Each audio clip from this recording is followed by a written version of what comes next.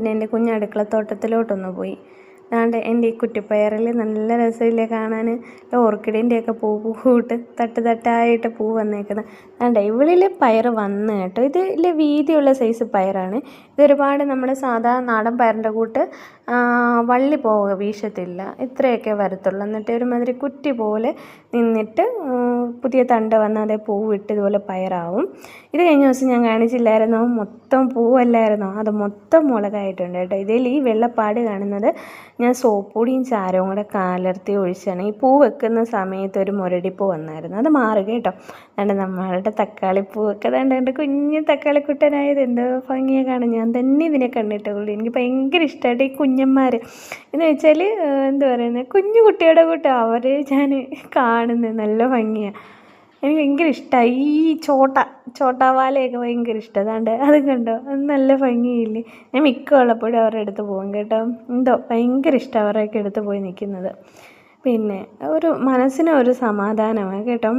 പിന്നെ എൻ്റെ മീൻകുളം, കഴിഞ്ഞ വീഡിയോയിൽ ഞാൻ മീൻകുളം ഇട്ടപ്പോഴത്തേക്ക് എല്ലാവരും എന്നെ കളിയാക്കിയായിരുന്നു കേട്ടോ.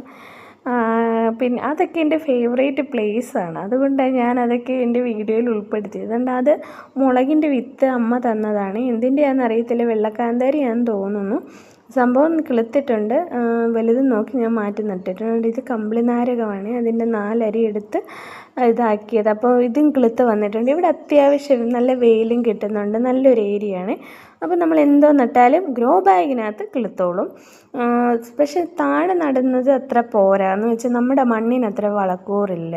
ഇതാകുമ്പോഴത്തേക്ക് നമ്മൾ പോട്ടിംഗ് മിക്സൊക്കെ ഇതാക്കി വെച്ച് നിറച്ചിതായതുകൊണ്ടേ കുഴപ്പമില്ല. ചകിരിച്ചോറ്, ചാണകപ്പൊടി, പിന്നെ കമ്പോസ്റ്റ് എല്ലാം കൂടെ മണ്ണ് എല്ലാം കൂടെ ഇട്ടാണ് നമ്മൾ ഗ്രോ ബാഗിനകത്ത് സെറ്റ് ചെയ്ത് വെച്ചേക്കുന്നത്. പിന്നെ ഉള്ളത് പിന്നെ ആഡ് ചെയ്തൊക്കെ ഉള്ളിത്തൊലി അതും ഇതും എല്ലാം ആഡ് ചെയ്ത് കൊടുക്കും. ചാണകപ്പൊടി പിന്നെ ഒഴിച്ച് കൊടുക്കും, കലക്കിയിട്ട് അങ്ങനെയൊക്കെ ചെയ്യും കേട്ടോ. ഇതാണ്ട് രാവിലെ കൊടുത്ത ഫുഡാട്ടോ.